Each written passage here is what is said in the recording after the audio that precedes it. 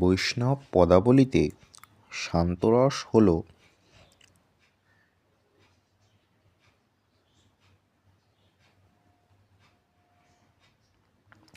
ভক্তিভাবের এমন একটি ধারা যেখানে ভক্ত ভগবানের প্রতি সম্পূর্ণ আত্মসমর্পণ করে, জাগতিক আসক্তি ত্যাগ করে, এক গভীর প্রশান্তি ও নির্বিকল্প আনন্দ লাভ করেন। এর স্থায়ী ভাব সম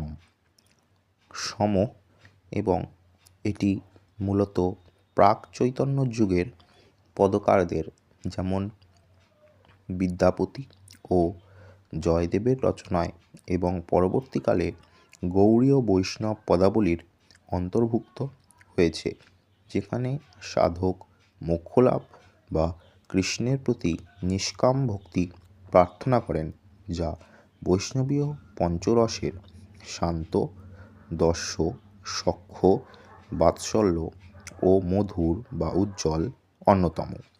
তবে এটি অন্যান্য রসের মতো প্রেমলীলার চেয়ে আত্মনিবেদন ও পারমার্থিকতার উপর বেশি জোর দেয়।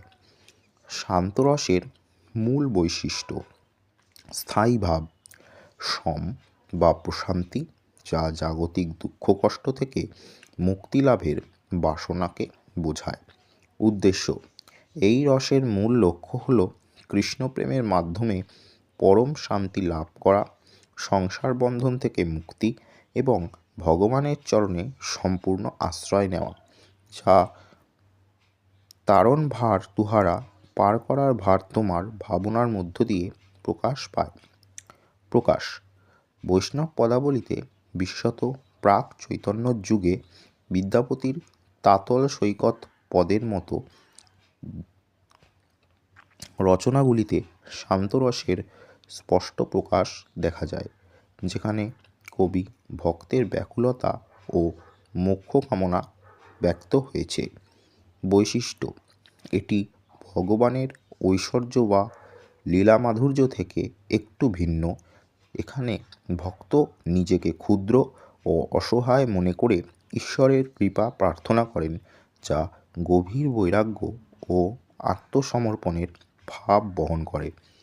শান্তরস কেন গুরুত্বপূর্ণ? বৈষ্ণব পদাবলীর পঞ্চরসে শান্ত, দাস্য, সখ্য, বাৎসল্য, উজ্জ্বল একটি গুরুত্বপূর্ণ অঙ্গ হিসেবে এটি ভক্তের সাধনার পূর্ণতা প্রদান করে, যেখানে ভক্তি কেবল লীলা আস্বাদন নয়, বরং মোক্ষলাভের একটি মাধ্যমও বটে। এইভাবে বৈষ্ণব পদাবলিতে শান্তরস ভক্তের আধ্যাত্মিক যাত্রার একটি অপরিহার্য অংশ, যা প্রেমের পাশাপাশি আত্মিক শান্তির পথকেও নির্দেশ করে। পরবর্তীতে আমরা এর পরবর্তী রস দাস্য নিয়ে সংক্ষেপে আলোচনা করব।